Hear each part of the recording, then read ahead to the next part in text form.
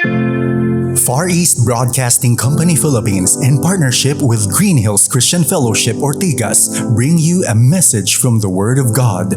Together, let us know Christ and make Him known.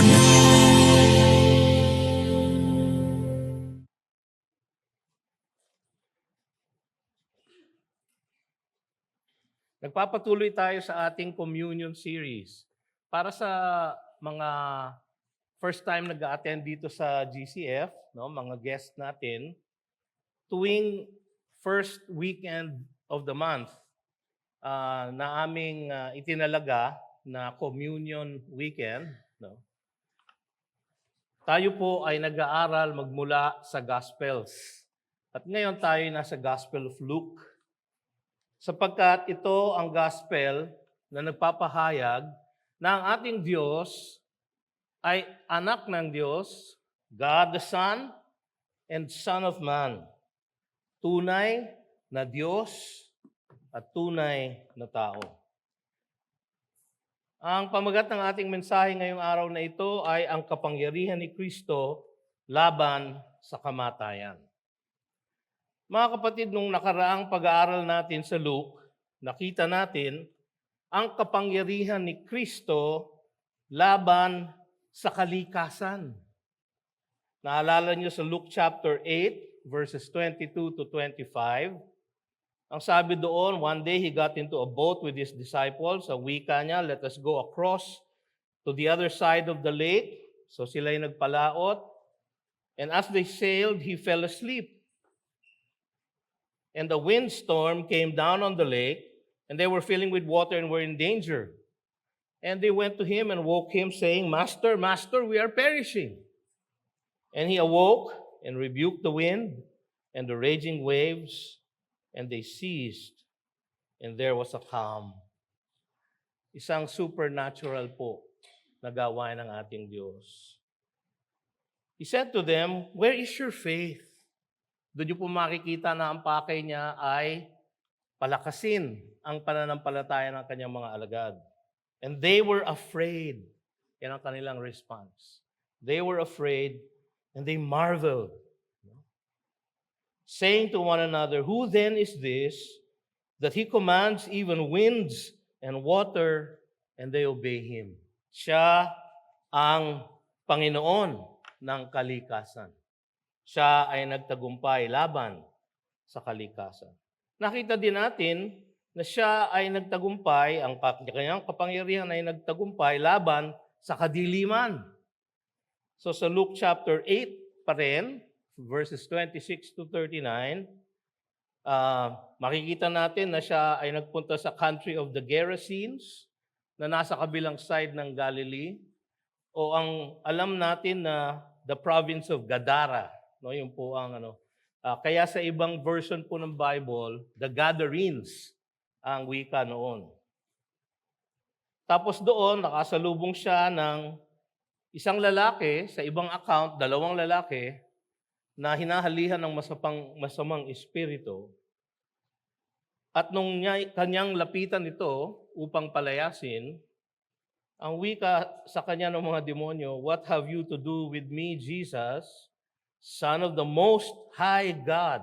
I beg you, do not torment me. Siya ang Panginoon ng mga nasa kadiliman. Siya ay naghahari laban sa kanila.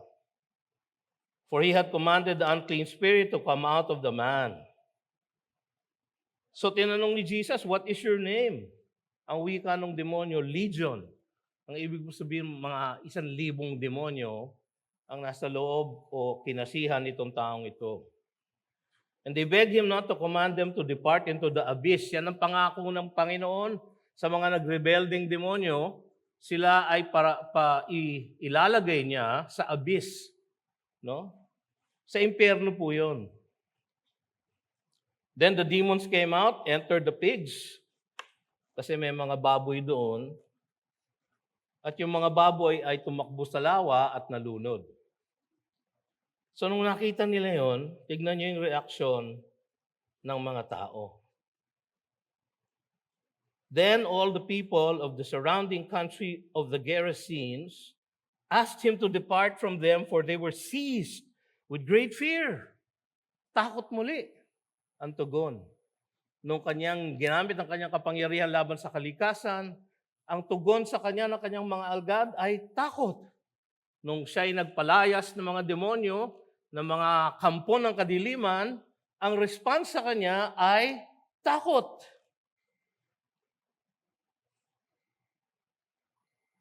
Siya ang Panginoon ng kalikasan, siya ay may kapangyarihan laban sa kadiliman. Sa kanyang ministeryo dito sa lupa, 3 beses na itala sa mga ebanghelyo ang kanyang pagbuhay ng mga patay. So ang isa ay napag-aralan natin mga several months ago, yung anak ng balo sa Nain, the widow of Nain. Makikita natin yun sa Luke 7, verses 14 to 15.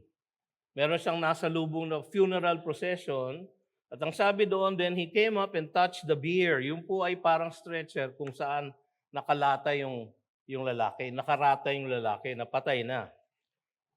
Alam nyo, bawal na bawal yun sa mga Hudyo na hawakan ng patay. Pero kanyang hinawakan, at imbis na siya ang ma-defile, yung bangkay ay nabuhay. Kasi ang sabi niya, young man, I say to you, arise. Tandaan niyo po yung wika niya na yon, sapagkat gagamitin niya muli yan doon sa daughter ni Jairus. At siya'y nabuhay, and the dead man sat up and began to speak. Isang proof na siya ay buhay. And Jesus gave him to his mother. Ang pangalawang record ng kanyang pagbuhay sa mga patay ay itong pag-aaralan natin ngayon, yung daughter ni Jairus. At merong pangatlo. Ang pangatlo ay nasa John chapter 11, verses 43 to 44. Kung maalala niyo ang kwento dito, si Jesus ay nasa ibang lugar. Ang sabi sa Biblia, nasa Bethany siya, pero ibang Bethany. Hindi yung malapit sa Jerusalem, kundi malayo. No? Mga 1 or 2 days journey. No? Nagpadala naman sa Hero si Martha sa kanya na ang kanyang minamahal na kaibigan na si Lazarus ay may sakit at malapit ng mamatay. Ang sabi ni Jesus, pupunta tayo sa kanya, pero wag muna. No? Nung siya ay nakarating, siyempre sinisisi siya ng magkapatid na babae, si Mary at si Martha. Sabi nila, kung ikay narito sana, hindi siya namatay. Pero sabi niya, hindi naalala niyo, I am the resurrection and the life. Whoever believes in me, even though he dies, he will live again. Tapos tinanong niya, do you believe in this? So, para niya i-illustrate kung ano ibig sabihin nun. Sa John 11:43, ang wika doon, he cried out with a loud voice, Lazarus, come out! Sabi nga ng ibang komentarista, kung hindi daw niya pinangalanan si Lazarus, baka yung lahat ng nakalibing doon sa bundok na yon ay nagabuhay na maguli. Pero sabi niya, Lazarus, come out. Ano nangyari? Come out si Lazarus. Di ba?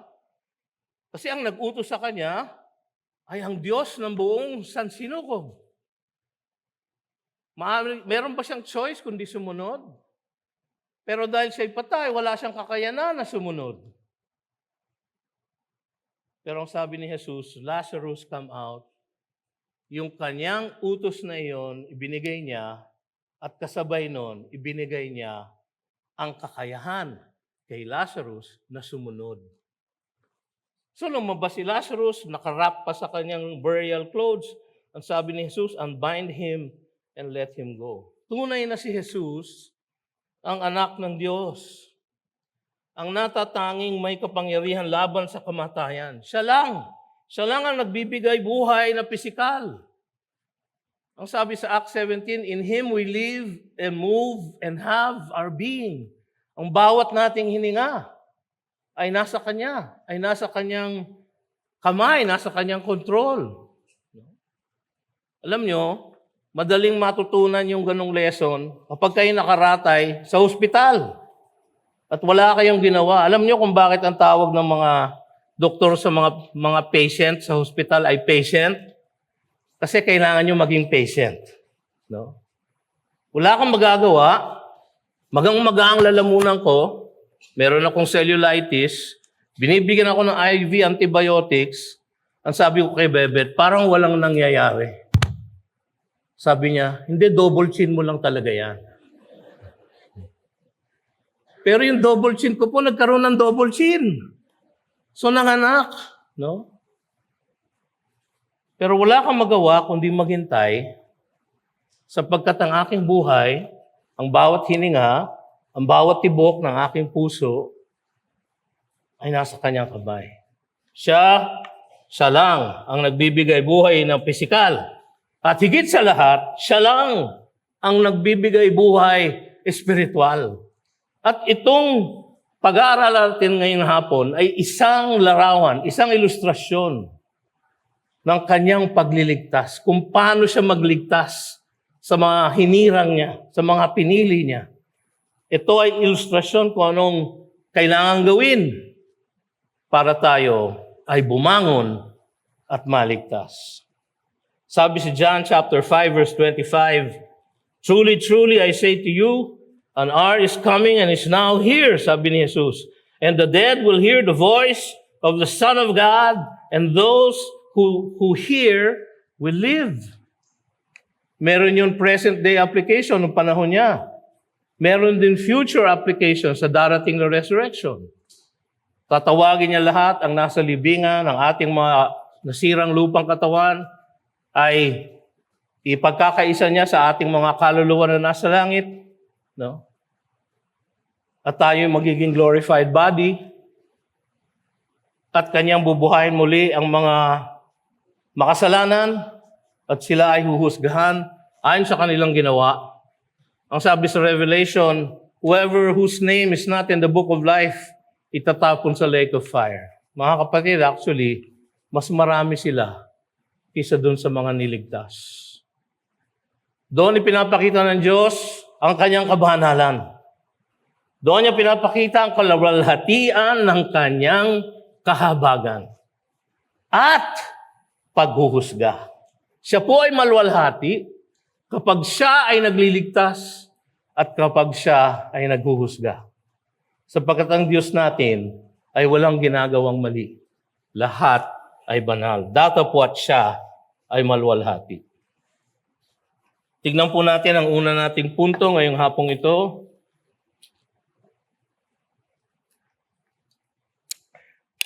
Ipagpaumanhin niyo na po ang aking madalas na pag-inom. Ang naging side effect po ng pamamaga ng aking lalamunan ay na madaling matuyo ang aking bibig. No? So ang maganda pong effect noon, ang hirap po kumain. Naku, para sa akin po yun, parusa po yun. Ang hirap po lumunok kasi wala kang saliva. No? Eh ang nagdadigest ng ating pagkain ay yung saliva. Wala po ako noon, tuyo-tuyo. Kaya meron ako iniinom na gamot, nilalapat sa aking dila para magkaroon ng moisture. At madalas ako uminom. Bueno, ang ating unang punto, ang paglapit ng nangangailangan kay Jesus. Nasa verses 40 to 42. Ang wika doon ay ganito. Now when Jesus returned from where? Alam natin siya ay nagpalayas ng demonyo sa region of the Gadara, the Gerasenes or the Gadarenes. Yun ay nasa eastern side ng Sea of Galilee, at siya ay pumalaot muli at bumalik sa western side, sa Capernaum. Yun po ang kanyang home base. The crowd welcomed him. Kakaiba doon sa reaction sa mga nakakita sa kanya magpalayas ng demonyo. Sila ay nangatakot. At pinakiusapan nila siya na umalis. Kakaiba sa reaksyon ng kanyang mga disipulo doon sa bangka. Sila ay nangatakot sapagkat alam nila na ang kasama nila sa bangka ay anak ng Diyos. Pero dito, siya ay winelcome ng crowd. They were all waiting for him. So, waiting for him and welcomed him. Bakit? Sapagkat meron silang mga tunay na pangangailangan. Ang isa sa kanila na merong malalim at mahigpit na pangangailangan ay si Jairus. There came a man named Jairus who was a ruler of the synagogue. Ang ibig sabihin po noon, siya ay administrator ng kanilang church. Siya ang nagpapaandar ng church operations. No? Parang si Kuya Alex natin, Alex Tan. Siya ang nagpapaandar ng operations, mga ministry. Siya ang nag-a-assign kung sinong mananalangin, aawit, magsisermon sa kanilang service. Parang si P. Migs. No? So ang role nitong ruler na ito ay pangasiwaan ang buhay ng sinagog. Ang ruler ng sinagog, mga kapatid, ay usually magandang reputasyon at magandang pamumuhay. Siya ay ginagalang ng komunidad, mataas ang tingin sa kanya, at mayaman siya. So siya ay religious leader. Naalala nyo, sa mga Gospels, ang kalabang mortal ng ating Panginoon ay mga religious leaders. In fact, may mga ruler ng synagogue na very belligerent sa ating Panginoon. Meron naman mga ruler ng synagogue na lumambot ang puso sa kanya. Isa na si Jairus doon. Saan natin makikita yung pastor? Ayun, susunod. And falling at Jesus' feet. Siya yung nagpatira pa sa paanan ni Jesus. So si Jesus ay naglalakad sa gitna ng malaking crowd, hinarang niya at nagpatira pa siya sa kanyang harapan, sa kanyang paa. Bakit? He implored him to come to his house, for he had an only daughter, about 12 years of age, and she was dying. As Jesus went, the people pressed around him. So maraming tao nagkakagulo, hinarang siya ni Jairus, nagpatira pa sa kanyang harap, at nangusap. Nangusap siya. So makikita natin dito sa mga verse na ito, mga kapatid, na dahil sa kanyang makapangyarihang pagtulong sa mga tao, marami ang lumalapit sa kanya dahil sa kanilang mga pangangailangan. Maraming taong lumapit sa kanya sapagkat sila'y gutom, sila'y may sakit, sila'y hinahalihan ng demonyo. Nakita natin sa Luke chapter 7, sinabi ni Jesus sa mga disipulo ni John na pinadala niya para i-check kung siya nga ang Mesias. Sabihin niyo kay John, pinalakad ko ang pilay, ang lumpo, pinakinig ko ang mga bingi, pinakita ko ang mga bulag, at binuhay ko ang mga patay. So mga kapatid, 3 lang ang naka-record na episode sa Gospels na siya ay nagbuhay ng mga patay. Pero marahil siguro araw-araw meron siyang binubuhay mula sa patay.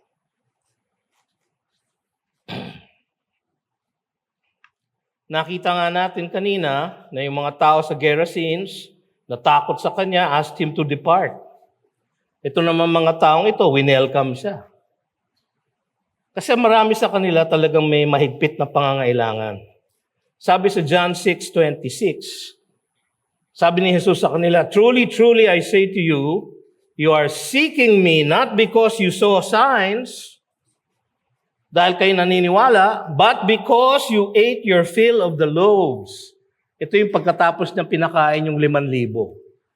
20,000 po actually yun, kasi yung 5,000 mga lalaki lang.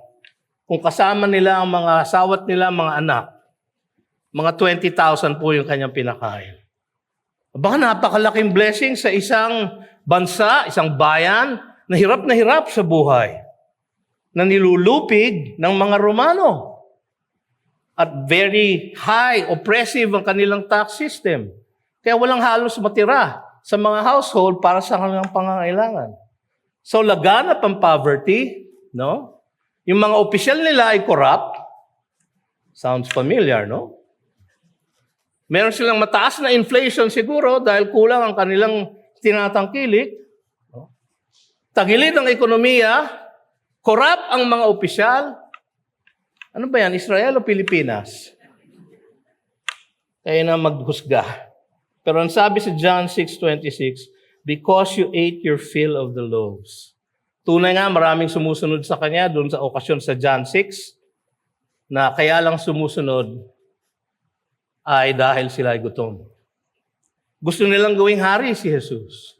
Sapagkat saan ka naman makakakita ng tamang hari, kundi yung gumagawa ng pagkain ng tinapay na galing sa trigo na hindi tinanim. Isda na hindi man lang lumangoy sa lawa. Kanyang produce with just his speech. Makapangyarihan ang ating Diyos, ngunit malapit ang puso niya sa mga nangangailangan. Kaya kahit na nagpe-press around yung crowd sa kanya, hinayaan niya. Di na iba yung pinuno na si Jairus, pinuno ng sinagoga na nagpakumbaba kay Jesus. Siya ang isa sa pinakatanyag, pinakaginagalang na opisyal sa bayang iyon, ng Capernaum. Dahil siya pinuno, siya inelect na pinuno ng sinagoga. Pero dahil sa kanyang mahigpit ng pangangailangan, nagpakumbaba siya kay Jesus para sa kanyang nag-iisang anak na babae na nasa bingit ng kamatayan. Medyo feel ko po itong pangangailangan ni Jairus. Sapagkat ako po ay mayroong only daughter, no? Ang pinakamagandang daughter po sa balat ng lupa, no? Ang aking anak na babae na si Jana. Actually, dalawa po sila. May nauna sa kanya, si Hannah, pero siya ay kinuha ng maaga ng Panginoon. At ang kanyang ipinalit ay si Jana. Unika iha ang tawag nga sa kanya. No? Kahit po magkasipon siya, nagwo-worry na ako. Lalo pa naman siguro itong si Jairus, 12 years old na ang kanyang anak. Ang ibig sabihin po noon, siya ay nasa pinnacle ng kanyang womanhood. Siya ay nagbo-blossom into womanhood. Sapagkat noong panahon na yon, ang 13-year-old ikinakasal na. Mabuti na lang, hindi uso ngayon yun. Ano? Dahil 18 na po si Jana eh. Ang panalangin ko nga sa Panginoon, buhayin mo lang ako hanggang siya ay makagraduate. Sabi ni Bebet, bakit hindi mo pinapanalangin na hanggang siya ay magkaroon ng boyfriend at mag-asawa? Ay sabi ko, naku, ayokong pumunta sa kulungan. No? Baka po kasi mapatay ko eh. No? Baka may gawin sa anak ko, papatayin ko po talaga. No? Unika iha. Kaya ang sabi sa Mark 5:22, yun po ang parallel sa Mark, nitong kwentong ito. Then came one of the rulers of the synagogue, Jairus by name, and seeing him, he fell at his feet and implored him earnestly, saying, "My little daughter is at the point of death." Desperate po siya. Alam nyo, di malayo sa nangangailangan ng ating Panginoon dahil sa kanyang mapagmalasakit na puso. Sa John 11:35, doon sa episode kay Lazarus, kahit na alam niya, nabubuhayin niya si Lazarus at ibabalik sa kanyang mga kapatid. Ang sabi doon, siguro naman, memorize niyo yung verse na yun, John 11:35, diba? Dalawang salita lang po eh. Jesus wept. Naku, galing. No? Pagka mahaba-haba sigurong verse, tignan natin ang galing nyo. No? Jesus wept, siya po ay umiyak. Yung pong word na wept doon ay parang hagulgol. Alam naman niya, bubuhayin niya si Lazarus. Bakit siya umiyak? Sapagkat naramdaman niya, meron siyang malasakit sa mga taong nangungulila dahil sa pagkamatay ni Lazarus. Ganyan po ang puso ng ating Panginoon. Sa Luke 19, pagkatapos po niya pumasok sa Jerusalem, ang sabi sa verse 41, when he drew near and saw the city, he wept over it, saying, "Would that you, even you, had known on this day the things that make for peace, but now they are hidden from your eyes." Ganyan po ang puso ng ating Panginoon. Malapit po ang puso niya sa mga nangangailangan. Kaya kung tayo po ay mayroong pangangailangan, huwag po tayong magdalawang isip na lumapit sa Kanya. Kung minsan, ang lalapitan natin, yung ibang tao muna, hingi ng benevolence sa church, hingi ng tulong sa pastor, hingi ng tulong kay ganito, ng tulong kay ganyan. Pero huli sa lahat, ang pananalangin sa ating Panginoon. Siguro ganun din si Jairus. Marami na siyang hininga ng tulong, pumamatay na ang kanyang anak, kaya desperado na siya sa isang tinatawag na rabbi, sa isang tao na wala namang kakayahan, walang karangyaan, walang kayamanan, siya ay umasa. Bakit kaya? Naalala niyo sa Luke chapter 4, merong pinalayas na demonyo si Jesus. Sa synagogue, saan po yon? Sa Capernaum. Sino po ang ruler? Si Jairus. So nakita niya po yung kapangyarihan ni Jesus. At siguro nabalitaan na niya yung nangyari sa Nain, na binuhay niya yung anak ng isang balo. Alam niyo, yung only daughter dito, ang pagkakasulat sa original language, ang implikasyon, hindi lang po siya only daughter, siya po ay only child. Only child. Alam niyo, yung magkaroon kayo ng anak na malagay sa bingit ng kamatayan, talagang nakaka-stress pong grabe. Naalala niyo, noong 2010, si Jamie ay nagkaroon ng dengue at halos mamatay. Ilang araw siya, 1 linggo yata sa ICU. Gabi-gabi, bumabagsak ang kanyang heart rate. Nag-34 na yung heart rate niya. So tawag na si Bebet sa mga kaibigan niya, sa klolo na. Ngunit binuhay siya ng Panginoon. Pero yung aming si Hana ay kinuha niya. Si Jamie ay binuhay niya. Pareho ba ang panalangin namin sa kanila? Pareho. Pero ibang tugon. Siguro may plano pa ang Diyos kay Jamie. Hanggang ngayon, hindi pa niya alam kung ano yon. Para siyang hilong-talilong, hinahanap niya ang kanyang purpose. Mga kapatid, idalangin po natin ang ating mga anak. Kung tayo po ay may pangangailangan, huwag po tayo mag-atubili, lumapit sa ating Panginoon sapagkat siya ay mapagmalasakit. Ang sabi sa Hebrews 5:7, in the days of his flesh, Jesus offered up prayers and supplications with loud cries and tears. With loud cries and tears. Siya po ay, ano ba tawag sa Tagalog doon? Parang, nabulol ako tuloy. Yung sumisigaw na siya sa kanyang pananalangin. At napupuno ng pag-iyak, pagluha ang kanyang pananalangin para sa mga taong mahigit ang pangailangan. Nananawagan siya lagi na lumapit tayo sa Kanya upang makatagpo ng kapahingahan at kaaliwan. Kaya sabi niya sa Matthew 11:28, come to me, all who labor and are heavy laden. Alam niyo, pag binasa niyo po ito, ang tingin natin lahat, imbitasyon siya. Diba? Come to me. Pero kung aralin niyo po yung original na language, tama po yung translation ng ESV, come to me, pero ang sense niya ay imperative. Ibig sabihin, inuutusan niya tayo to come to Him. Come to me, wika niya, all who labor and heavy laden, and I will give you rest. Sabi niya sa John 7:37, if anyone thirsts, let him come to me and drink. Sundin nga natin yon.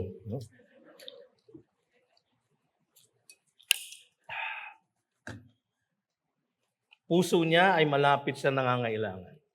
Pangalawang punto, ang pagsalubong ni Kristo sa kamatayan. Sa verse 49, mandar po tayo ng konti sa baba, at tignan po natin ang sinasabi doon. Ito po ang pagdating ng masamang balita tungkol sa kamatayan ng bata. While he was still speaking. So, meron tayong nilaktawan na mga verses, no? Sapagkat masyado pong puno ang mga verses na yon, tsaka yung mga verses ngayon para ituro sa isang sermon.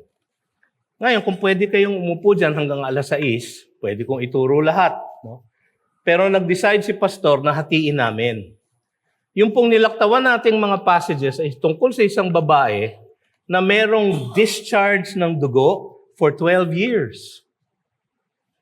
Pansinin ninyo, ilang taon yung anak ni Jairus? 12 years old. Ilang taong nagdurugo yung babae? 12 years. So nagumpisa siyang magkaroon ng kanyang sakit nung pinanganak yung anak ni Jairus. Ngunit siya ay lumapit sa Panginoon. So parang naantala sila. So, tinanong ng Panginoon, di ba? Na, who touched me? O, ang dami nga lumalapit sa kanya eh. Pero naramdaman niya ang kapangyarihan na lumabas mula sa kanya at nagpagaling ng babae. Gumaling yung babae. Bakit importante yon? Sapagkat kung nakita yon ni Jairus, at tiyak nakita niya kasi nagmamadali na nga siya, ligaga na nga siya, siguro paikot-ikot siyang ganon. Tapos may humarang pa kay Jesus at pinagaling pa niya. At pinapaliwanag niya kung ano yung kanyang ginawa. Yun yung while he was still speaking. So na-interrupt sila. So kung ako si Jairus, siguro parang sinasabunutan ko na yung sarili. Halika na, tara na. No? Kaya lang, someone from the ruler's house came and said, "Your daughter is dead." Katotohanan po yan.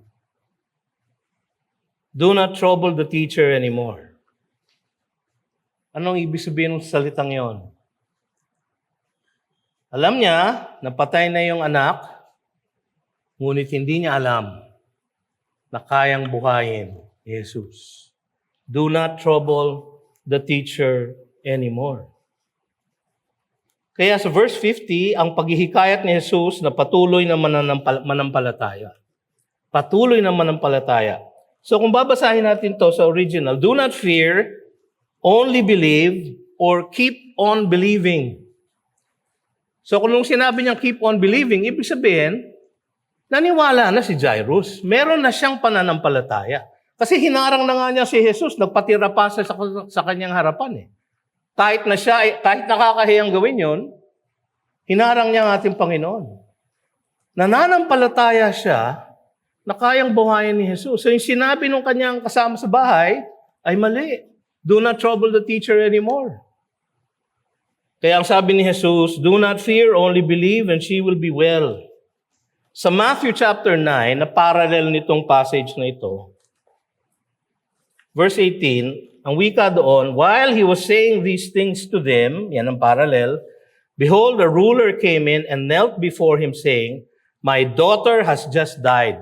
So dito, siya mismo ang nakatanggap ng balita at ngayon sinasabi niya kay Jesus, my daughter has just died, but come and lay your hand on her and she will live.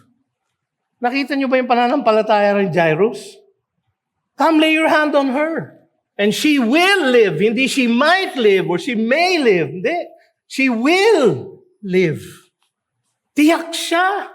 Buo ang kanyang paninindigan. Na kung madadampian lamang ni Jesus ang kanyang patay na anak, ito ay mabubuhay. So sabi ni Jesus, keep on believing. And she will be well. Hindi she might be well. Hindi she may be well. She will be well. Isang tiyak na pangako. Tapos ang ginawa niya, when he came to the house, verse 51, he allowed no one to enter with him except Peter and John and James and the father and mother of the child. So yung pagkamatay ng bata ay very public. Yung pagkabuhay niya muli ay very private. So pinapasok niya sa bahay yung mga magulang at si Peter at si James at si John. May dahilan yun. No? Ang sabi sa Mark chapter 5 verse 40, and they laughed at him, but he put them all outside. So may mga crying ladies na po na naroroon. Napanood niyo yung pelikulang Crying Ladies? No? Sino ba yun? Si Sharon ba yun? Si Sharon, ano? Nung dalaga pa ba siya noon o payat pa siya? Nung una siyang payat. Ngayon payat siya ulit eh. No? Crying Ladies, napakasikat pong pelikula yon.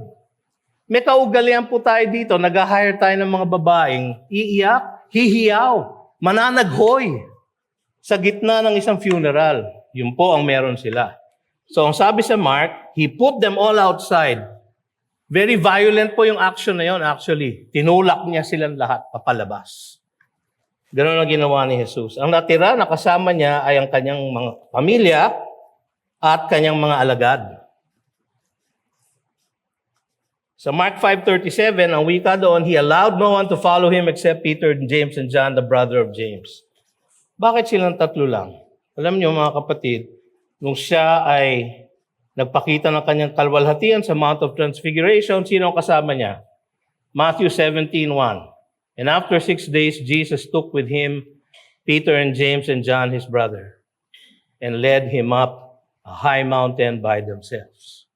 Nung siya ay nananalangin sa Garden of Gethsemane, sa eve ng kanyang pagpapako sa krus, ang kasama niya and taking with him Peter and the two sons of Zebedee, he began to be sorrowful and troubled.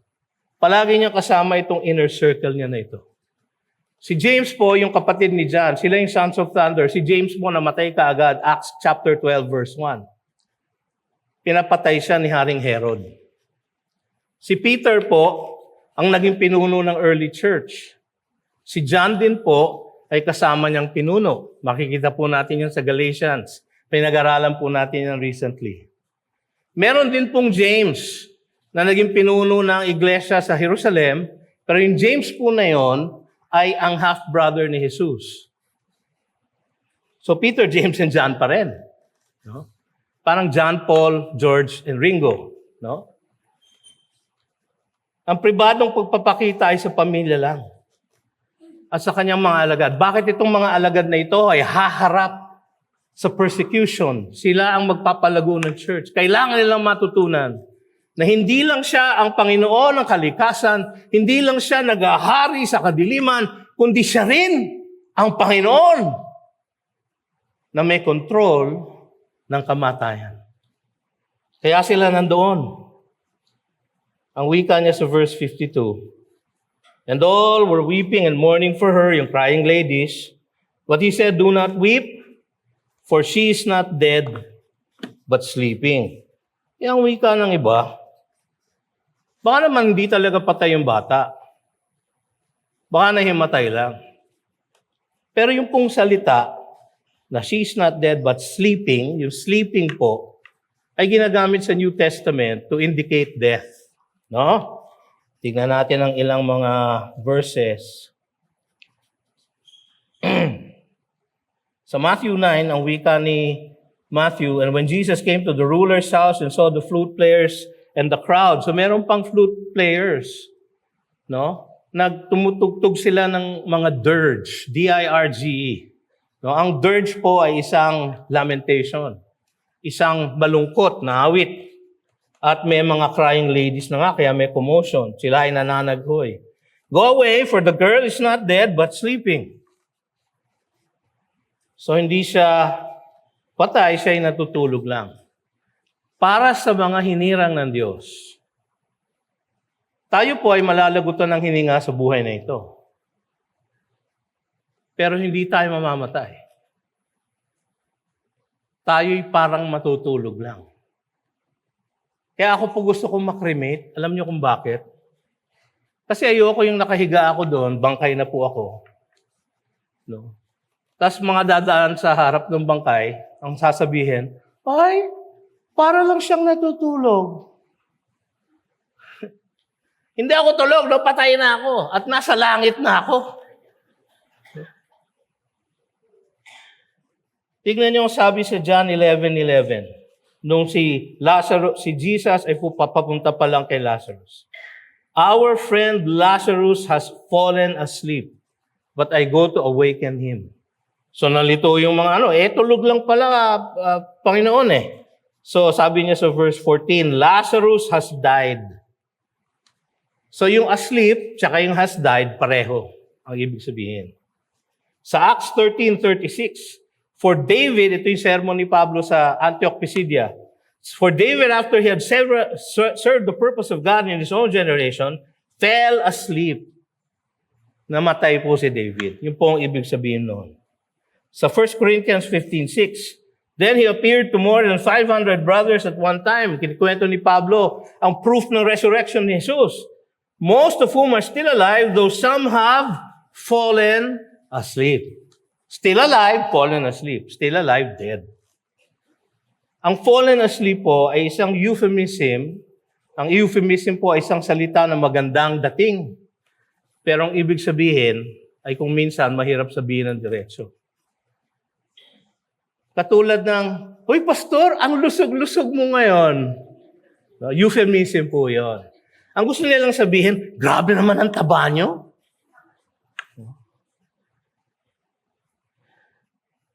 Kaya nga si Bebet, nung ako'y nasa ospital, may sakit ka na nga, nag-post pa ng nakakatawa. Sa kanyang Instagram, sabi niya, pagpasok daw ng mga doktor, tinignan yung aking cellulitis dito. Namamaga po yung aking para po ako may goiter. So, ang sabi ni Bebet, hoy, hindi niya double chin yan, ha? Totoong cellulitis yan. Ito, pakiramdaman niyo. Namamaga nga po. Pero yung double chin ko po, nagka-double chin. So talagang parang bilog na bilog po yung mukha ko para po akong siopaw ng mamunlok. No?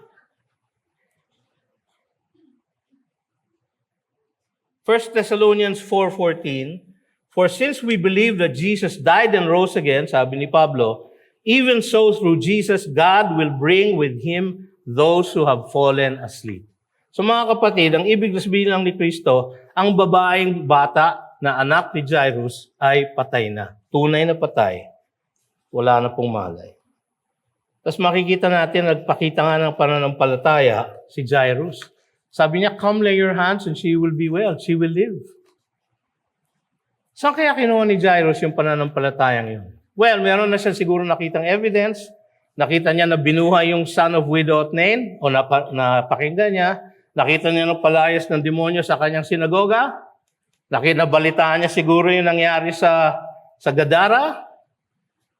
Siguro, nakita niya nung siya lang papunta ron, na pinagaling ni Jesus ang isang babaeng 12 years na po na mayroong blood discharge. So may konting ebidensya. Pero ang ating Panginoon ay hindi marangya, hindi mayaman, parang hindi kagalang-galang. Siya po ay itinerant preacher. Paano siya nakapaniwala sa Kanya? Alam nyo, yung saving faith po, ay hindi nagmumula sa atin. Nagmumula yan sa ating Panginoon. Ang pananampalataya kay Kristo ang tanda ng Kanyang pagbibigay buhay sa ating mga patay na kaluluwa. Ito po ang illustration noon. Si Jesus po, para tayo iligtas, kailangan nyo tayong buhayin. Bakit? Ang sabi sa Ephesians 2:1-3, you are dead in your trespasses and sins. We are sons of disobedience. We follow the prince of the power of the air. We are children of wrath, obeying our own passions. Ganyan po tayo lahat. Like the rest of mankind, sabi sa Ephesians 2:3. Pero anong sabi sa Ephesians 2:4?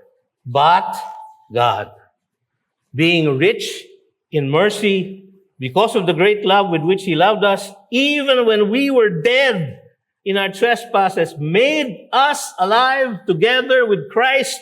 By grace, you have been saved.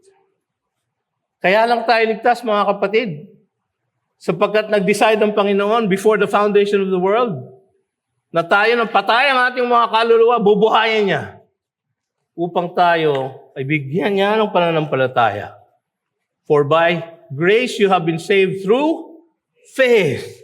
And this, not of yourselves, not of works, because it's a gift of God, so that no man can boast. Para hindi ko pwedeng magmalaki sa Kanya. Yung faith na ginamit ko para maligtas, galing sa akin. Hindi Wala tayong ganong pananampalataya. Si Jairus din, wala. Pero nagkaroon siya ng tiyak na pananampalataya. Bakit kaya siya tiyak na tiyak? Come lay your hands and she will be well. Palagay ko mga kapatid, nagmula yung kanyang pananampalataya sa ating Panginoon para siya ay maniwala na ang kanyang anak ay bubuhayin niya. Pwede rin naman mga kapatid, na dahil nga marami na siyang nakita, siya ay naniwala na. Ngunit nagpatuloy yung kanyang pananampalataya. Kasi sabi ni Jesus, do not fear, only believe. Keep on believing. Di ba, pag nag-command ang ating Panginoon, Lazarus come out, siyang nagbibigay ng power para tayo sumunod. At gayon din ang nangyari kay Jairus at sa kanyang sambahayan. Ang sabi sa John chapter 10, verse 25, Jesus answered them, I told you, and you do not believe.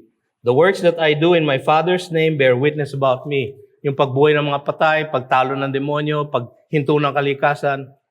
Those works that I do in my Father's name bear witness about me. But you, yung mga religious leaders, do not believe because you are not among my sheep. Hindi sila makapaniwala sapagkat hindi sila pinili na tupa ng ating Panginoon. My sheep hear my voice, and I know them, and they follow me. From our perspective, nung tayo sinera ng gospel, parang tayo yung naniwala, di ba? Kasi ako, Panginoon, ako ang lumapit eh. So, parang sa akin galing yung pananampalataya. Pero ang katotohanan na hindi natin ina-establish by our experience. Ang katotohanan ay ina-establish natin magmula sa salita ng Diyos. Ito po ay isang illustration.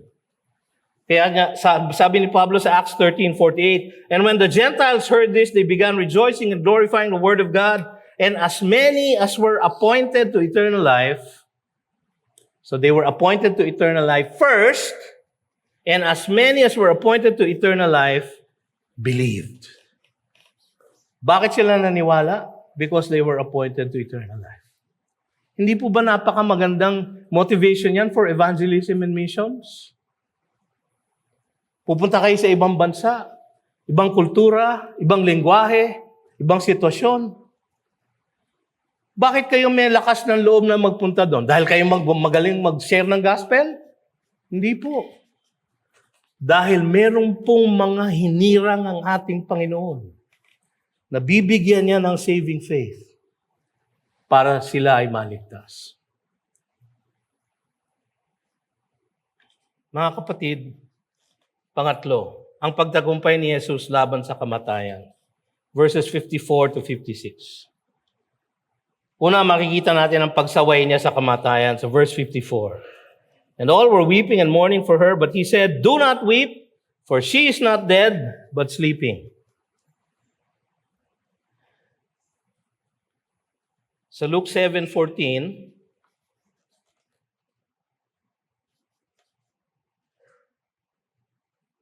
makikita natin kung paano niya binuhay yung anak ng balo sa Nain.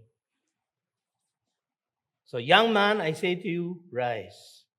So, Mark 5:41, taking her by the hand, he said to her, Talitha kumi.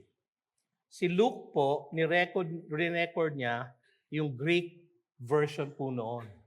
Ang ibig sabihin lang po nung Talitha kumi, child or daughter, arise.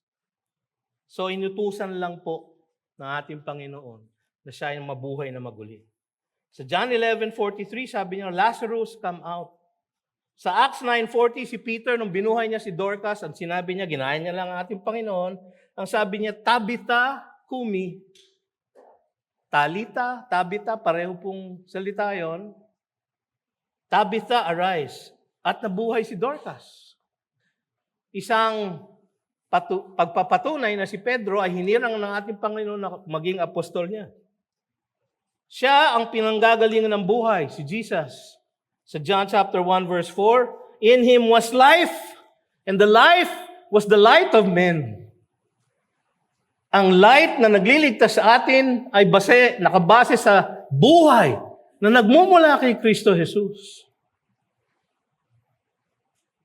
Nung siya ay pinagalitan ni Martha, sana Panginoon, kung nandito ka, hindi sana namatay si Lazarus. Sabi ni Jesus, don't worry, he will rise. Sabi ni Martha, tama naman ang kanyang theology, I know he will rise at the resurrection. Pero sabi ni Jesus, no. Sabi niya, I am. Ego eimi. Tinanong ni Moses si God, ano pangalan mo? Sabi niya, I am. So sabi ni Jesus, I am the resurrection and the life. Whoever believes in me, though he die, yet shall he live. Siya ang pinanggagalingan ng buhay. Spiritual. Siya ang bumubuhay sa mga patay na espiritual natin na patay dahil sa ating kasalanan. Siya ang nagliligtas sa atin sapagkat hindi lang po tayo nalulunod sa lawa, tayo po ay patay at nasa bottom ng lake. Nakikita nyo ba kung gaano kamalwalhati ang kanyang pagliligtas sa atin? Kung ano ang amazement ng parents ng anak ni Jairus sa kanyang pagkabuhay na maguli, sa ating pong bawat buhay, sa bawat isa sa atin na nananampalataya kay Jesus, meron din pong ganitong mirakulo na nangyari sa atin. Ang ating mga patay na kaluluwa ay binuhay niya. Ang pagkabuhay ay sa isang sandali, ganap at hindi ba pasisinungalingan. Kita niyo yung verse 55, her spirit returned. Ang ibig sabihin, umalis yung kanyang espiritu. Ang definition po ng death sa Biblia is the separation of the body from the spirit or from the spirit from the body. So, based on that definition, itong batang ito ay tunay na patay. Bakit? Sapagkat her spirit returned. Siguro papunta na sa langit yung espiritu ng anak. Sabi ni Jesus, "Psst! Kung Pilipino po si Jesus, ganyan ang gagawin niya. Huy! Psst! Balik ka dito." Inutusan niya ang kamatayan na lumisan. Inutusan niyang bumalik ang kaluluwa ng bata. Alam natin na siya ay ganap na buhay sapagkat sabi ni Jesus, He directed that something should be given her to eat. Siguro nung siya ay nakaratay sa banig ng karamdaman, hindi po siya makakain. No? Kaya ang sabi ni Bebe, tuyan na mo, para kang pumayat kasi hindi ka nakakakain sa ospital eh. Siguro dapat ma-hospital ka palagi. Mga kapatid, gutom na gutom siguro yung bata. Pero, siya ay binigyan ng pagkain sapagkat siya ay buhay. And her parents were amazed. Ang tanging tugon lamang ay pagkamangha at pagsunod sa ating Panginoon. Her parents were amazed. Ang translation po nito, they were beside themselves. They were out of their minds. Yung po ang translation niyan. But He charged them not to tell anyone what had happened. Si Jesus po hindi nag-advertise na, "Come to Galilee, we have a miracle crusade." Hindi katulad ng mga bulang propeta na naglipa na sa ating lipunan sa panahon ngayon. Come and be saved. Wala po siyang PR, wala po siyang media relations, wala po siyang social media. Hindi niya pinakunan yung kanyang pagkabuhay ng bata, private siya. Ayaw niyang i-broadcast. Bakit? May timetable po ang ating Panginoon. Meron siyang sinusunod na timetable. Hindi siya pwedeng mauna doon sa timetable ng kanyang pagmarcha sa krus at pagsakripisyo ng kanyang sarili para sa atin. Kaya lang sabi sa Matthew 9:26, "And the report of this went through all that district." Ay, merong nakapuslit. Kasi mahirap naman siguro po itago yun, ano? Maraming nakakita na namatay yung bata. Maya-maya naglalaro na sa kalye. O di kaya, inilapit na sa kanyang pakakasalan. Aba, ano nangyari? Patay na itong batang ito. So kumalat na ang balita. Mga kapatid, ang tanging tugon sa ating Panginoon ay ang pagtanggap ng katotohanan na tanging si Jesus lang ang pinagmumulan ng buhay at ng pagkabuhay na maguli. Lumapit na tayo sa Kanya. Sambahin natin siya. At manampalataya na tayo sa Kanyang ginawa para sa atin. Ibinigay niya ang Kanyang sarili upang ang Kanyang katuwiran ay mailapat niya sa atin. Inisakripisyo niya ang Kanyang buhay upang ang ating mga kasalanan ay mailapat naman natin sa Kanya. Dahil po doon, tayo po ay bayad sa ating pagkakautang sa Diyos at ganap sa ating pagsunod sa Kanya. Dahil ang tinitignan po ng Diyos ay ang katuwiran ni Jesus at hindi ang ating makasalanang kaluluwa. Lapit na po tayo sa Kanya. Sa ating pong pag-celebrate ng communion ngayong hapong ito, yan po ang aming panawagan. Sapagkat ito po ay remembrance.